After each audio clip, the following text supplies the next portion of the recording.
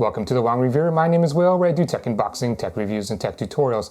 In today's video, I'm going to be reviewing the Pro Havit KB395L low profile mechanical keyboard. This is a full-size 104 key programmable keyboard, has RGB lighting, fully programmable where you can assign specific keys to the functions or custom macros that you record.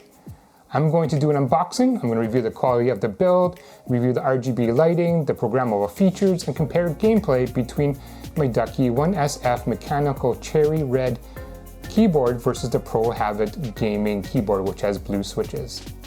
So just a note, Havit did reach out to me online and provide this unit for free for me to review. However, all opinions expressed in this video are my own. As you're watching the video and you find the video helpful, please remember to give it a thumbs up, like the video, and consider subscribing to my channel for similar content. Let's get to the unboxing. This may seem trivial, but I really like it when companies acknowledge you and thank you for purchasing their product.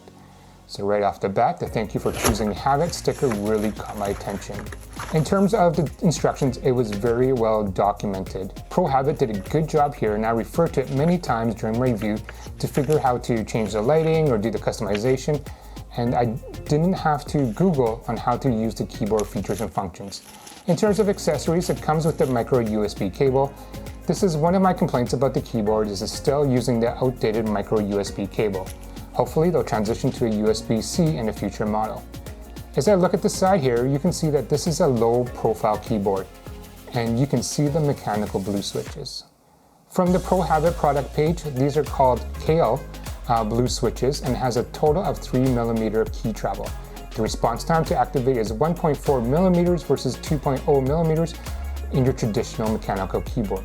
So in theory, when you're playing in game, your action should be faster, and I'm going to be testing this out. At the bottom of the keyboard, it does have legs, so you can angle the keyboard at a slant. There's only one height adjustment available to you. Let's take a look at the overall look. This is a full keyboard with a number pad, however they do sell one without the number pad included. Aesthetically, it looks like any other traditional keyboard. It's black. It's a matte black finish, and it has the logo on top of the arrows. I decided to do a flex test to see how well it held up. I flexed it pretty hard and happy to report it maintained its shape, and I didn't hear any creaking or cracking of the keyboard under the stress. Overall, I'm pretty impressed with the build quality of the keyboard. Here you can see the low profile of the keyboard. I do a comparison against my Ducky 1SF keyboard. You can make out the height difference and see the low profile switches. So we'll do a noise comparison between the blue switch and the cherry red MX silent switch.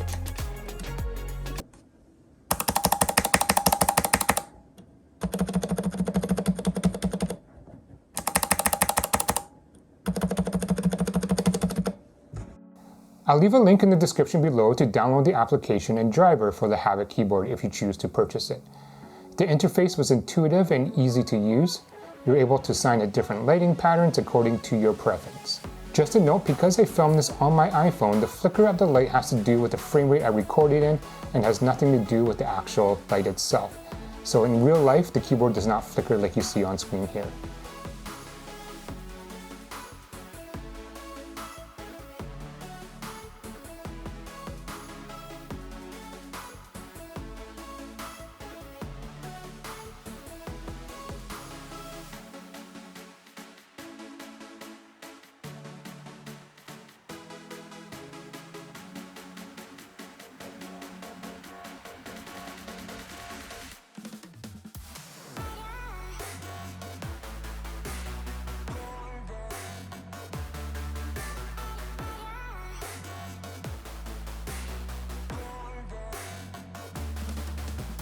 The application allows you to customize your own profile. Here, I was able to map out keys specific for Fortnite and assign different colors to in-game actions.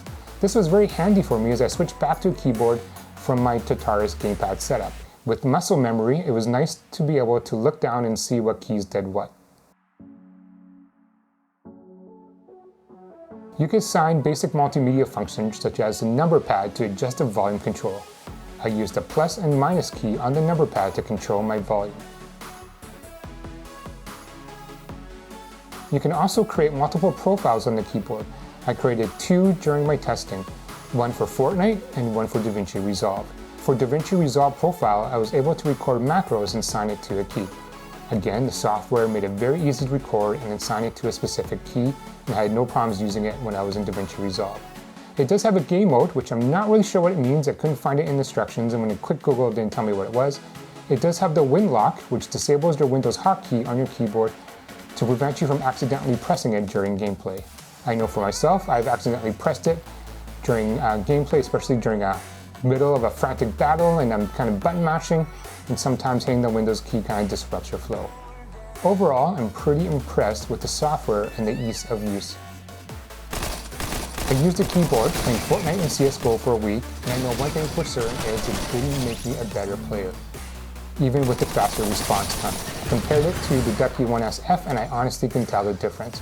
I'm a casual gamer, and for those hardcore gamers or esports, they probably notice the difference between the two.